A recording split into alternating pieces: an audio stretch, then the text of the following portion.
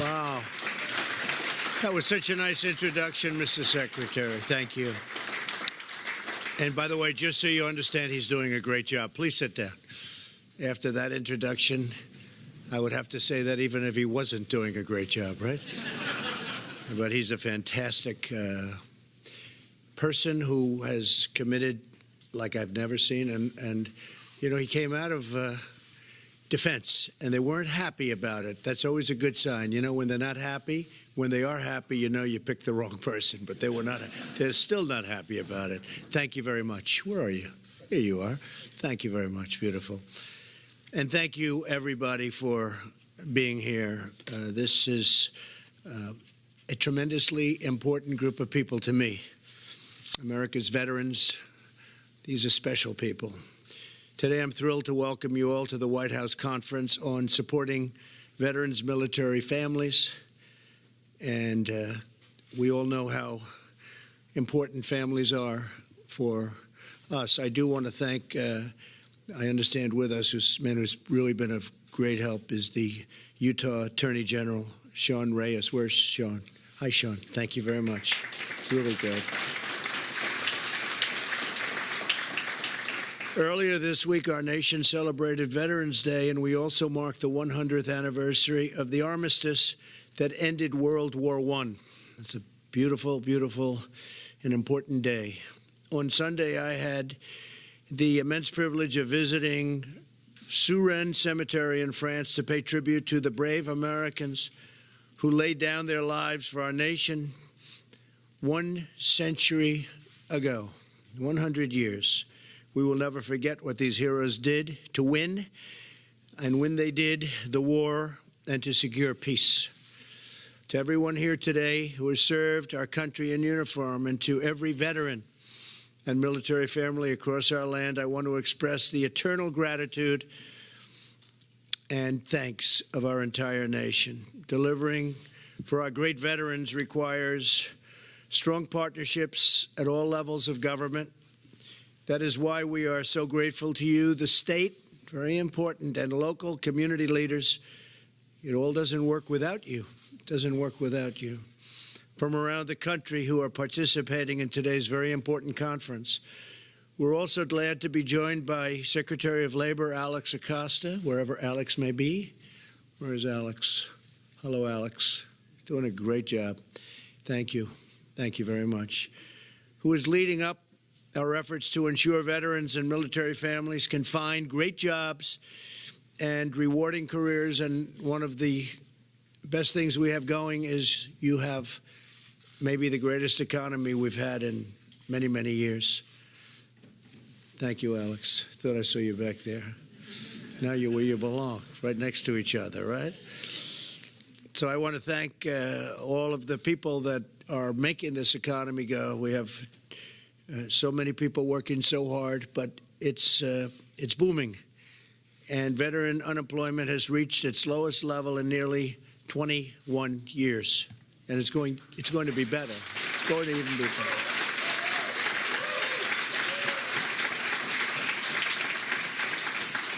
And that number will be better because if you look at the various statistics, African-American employment is the lowest level in history. Hispanic employment is the lowest level in history. Asian employment is the lowest level in history. Women, 65 years. So we have to do better for the veterans. I think 21 years isn't the same. I have a feeling that the next chart that comes out, they'll be right up there too. But this is the lowest in 21 years. Since day one, my administration has also taken bold action to reform the Department of Veterans Affairs and deliver our veterans the care they so richly deserve, working very hard on it. Last year, I signed the landmark VA Accountability Act, which, as you know, by accountability, that ensures us the right to get rid of, in a very nice way, or a very rough way, any way we want. But the Secretary probably is a rough way, and that's okay. That's okay too, Secretary. Those who mistreat our veterans, and they are going to be held fully accountable. This was something that for I would say 4 decades. They've been trying to get it approved. Sounds easy, it's not. I love the unions, we love civil service, but they didn't make this one easy for many, many decades. We got it done. We're good at getting things done. Since my inauguration, we have removed more than 3,600 government employees who were not giving our vets the care or respect that they deserve.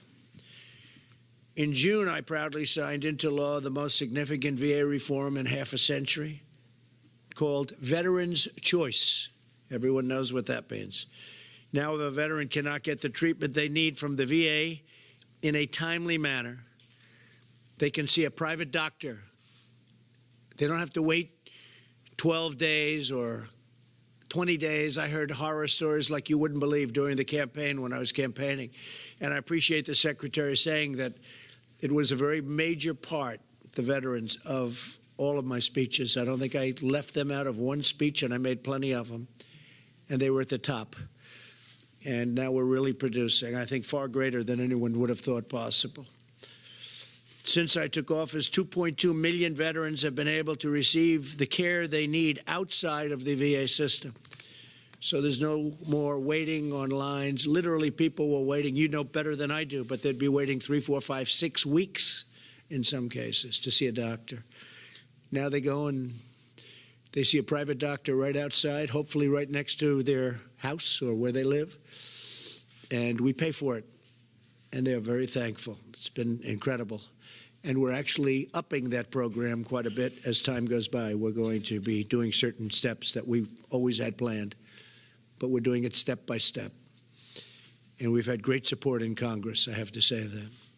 In September, I signed into law the largest funding bill for the VA in history. We secured $8.6 billion for veterans' mental health services, $400 million for opioid abuse prevention, and $270 million for rural veterans' health initiatives. The rural veterans have had it pretty tough over the years because they're pretty far away from a lot of potentially good treatment. Working with the VA and the Department of Housing and Urban Development, we've helped nearly 54,000 veterans in need. We've helped them find permanent housing and great services last year. To improve the efficiency of the VA, I signed the Veterans Appeals Improvement and Modernization Act. Over the last 2 years, we have taken dramatic action to streamline the bureaucracy and made tremendous progress. In the last year, we processed more than 1 million total claims processed. Total claims at the VA, along with 85,000 appeals decisions, the most in history, and 62% more than the previous year, which is a record, Nobody's ever seen that kind of an improvement. Since I took office, we have reduced the average claim wait time, such a big factor in what we're doing, wait times, by nearly 25%, and that number is going to go substantially better with a little more time. We opened the promised White House VA hotline, which has already fielded more than 150,000 calls and emails from our veterans when they have a complaint, a problem, or in many cases we receive compliments for what's happened in the less than 2 year period. It's almost 2 years, can you believe it? But it's still less than 2 years. In January, I signed an executive order directing the Department of Defense, Homeland Security, and Veterans Affairs to ensure seamless access to mental health care and suicide prevention resources for veterans. Tremendous, hard to believe problem. Hard to believe, actually. With a focus on the first year after separation from military service, when a lot of bad things can happen. We secured $206 million for VA suicide prevention programming. And every VA medical center now offers same-day emergency mental health care. But we have to do more, and we're working to do more. We will be working with every state and local leader, so many of you are here, and around the nation to improve vital mental health services for Americans' great veterans. This is a top priority for my administration, has been, as I said from the beginning, always will be. Until we get it right, and we're getting close, and once we get it right, we're going to keep it right, because it can go bad just as fast as we fixed it. So we're going to keep it right. Pretty soon, that's what we're going to be working on, Mr. Secretary, just keeping it right. We're getting to a point. Another crucial element of our veterans' agenda is improved access to education.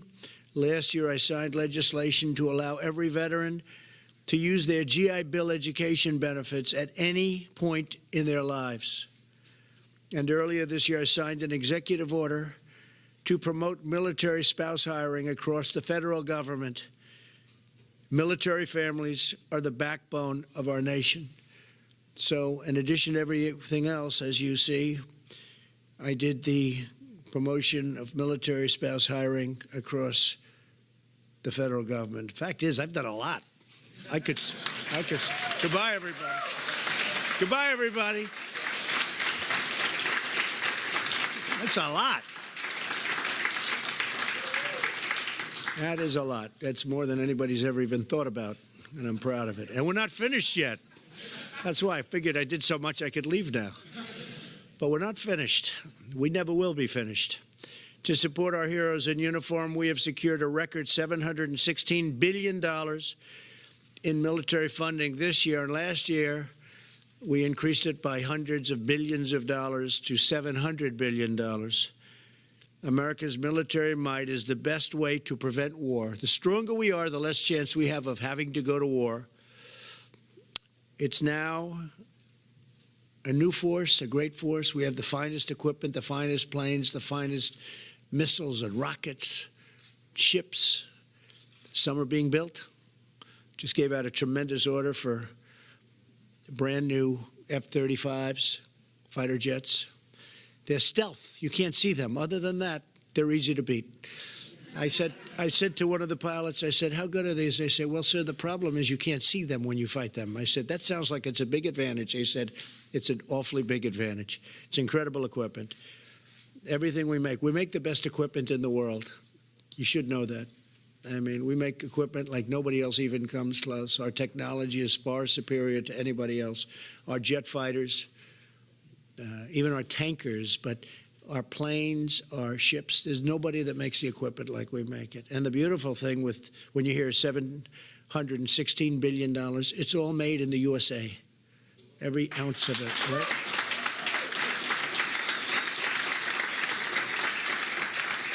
right? And we will soon have the greatest and most prepared force, military force, anywhere in the history of our country, by far. And that's what we need. It was becoming very depleted and very tired, and you people know probably better than anybody in this country what was happening. It was not good, and now it's really good. It's our sacred duty to support America's service members. Every single day they wear the uniform, and every day after, when they return home as veterans and heroes, we take care of them.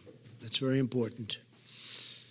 And they really appreciate it. I think nothing I've done is more appreciated. I think we've done a lot for a lot of different groups, but nobody's appreciated it more than the vets. I see that when I go out, when I make speeches, and I meet people backstage and on stage. I think the vets maybe more than anybody else appreciate what we're doing for them. So together we will honor those who defend us. We will cherish those who protect us. And we will celebrate the amazing heroes who keep America safe and strong and proud and free. I want to thank you all. You're very incredible people. I know the job you do. I know how hard it is. I know what you've gone through, especially before we came into office. What you went through was incredible, horrible in certain ways. But I know what you went through, and it's my honor to be with you. And God bless America. Keep up the great work. Thank you very much. Thank you. Thank you very much. Thank you. Great job. Thank you, everybody.